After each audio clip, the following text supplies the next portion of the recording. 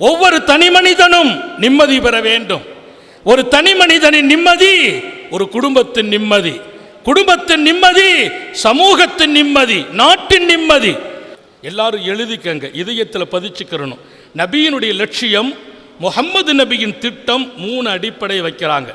ஒவ்வொரு தனி மனிதனும் பிற மனிதர்களின் நலவை மாத்திரம் நாடுங்கள்.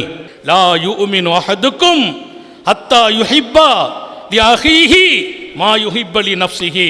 உங்களில் ஒருவர் உண்மையான விசுவாசியாக முடியாது, இறைவனின் அன்பை பெற முடியாது, என் நேசத்தை பெற முடியாது, விசுவாசி என்ற இடத்தை பிடிக்க முடியாது எதுவரையிலும் நீ உனக்கு பிரியமானதை உன் சகோதரனுக்கு நேசிக்க வேண்டும். பிரச்சனை வருமா, துன்பம் வருமா, கஷ்டம் வருமா, தேவைகள் ஏற்படுமா, மறந்து விடாதீர்கள் படைத்தவனை.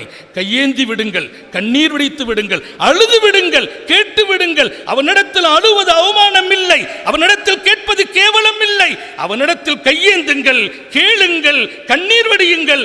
அவன் உங்கள் பிரச்சனைக்கு துணை நிற்பான் என்கிறார்கள் நபிகள் நாயகம் ஸல்லல்லாஹு அலைஹி வஸல்லம்.